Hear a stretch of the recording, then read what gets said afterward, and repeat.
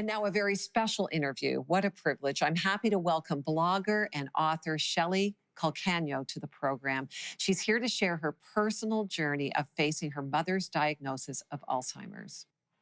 Well, Shelly, welcome to 700 Club Canada. Thanks for having me, Lorie. Great to be here.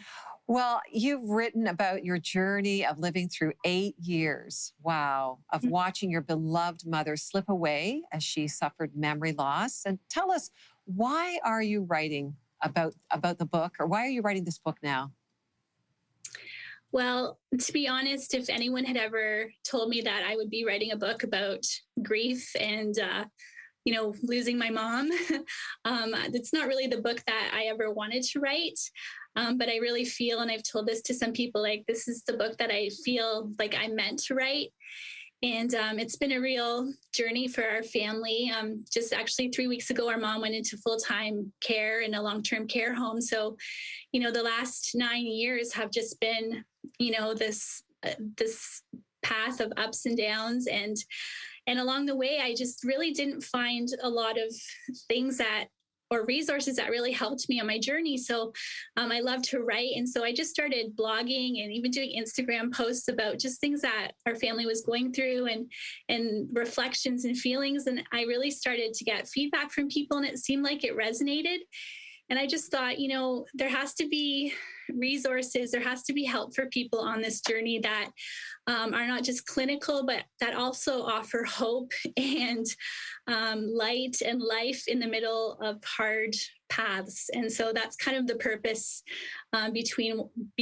the purpose behind my writing and what I hope to share with people. Well, I'm so glad that you're doing it, because I think you're right. There aren't a lot of resources. We don't know how to talk about grief and loss. And so let me ask you this: what is getting you through this long season of grief? Well, I've called it the longest goodbye, because it really does feel like that.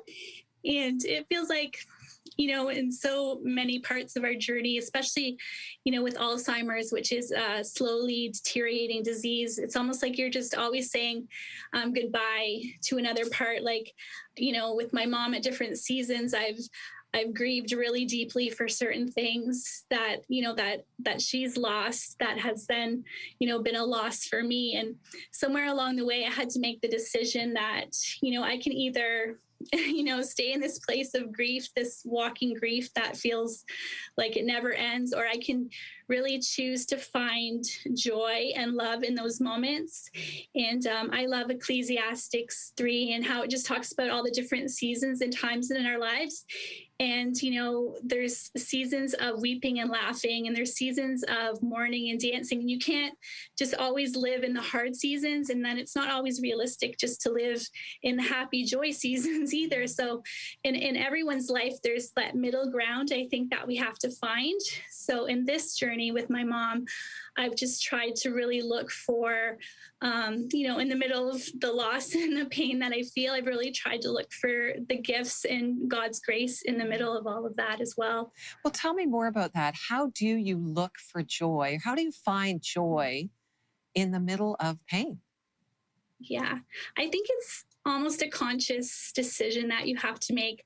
A couple of years ago, I got to take a trip to Newfoundland with my mom, and it was right before she was probably in the middle part of her journey, where between where she is now and when things started. So she still was functioning really well, and so we went on this really special trip together. And I remember being a little bit afraid to go to, because I knew that it was just going to be really hard. And it was hard, but it was also like so beautiful too.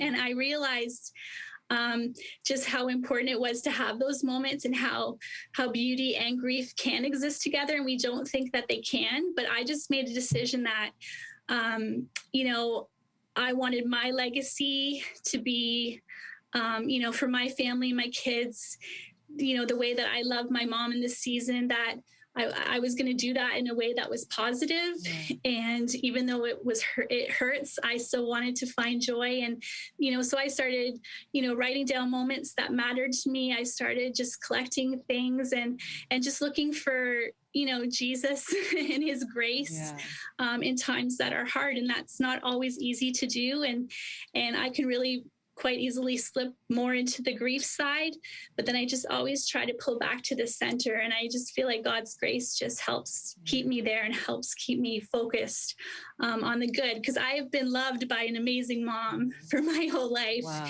Yeah. And so I want to focus on that love. And that's why I think when love has been great, that's when pain, feels even harder and worse. So, I want the legacy of my relationship and how I walk through this with her to still reflect all the love and the joy that, I've had in my life because of her. Wow, that is beautiful.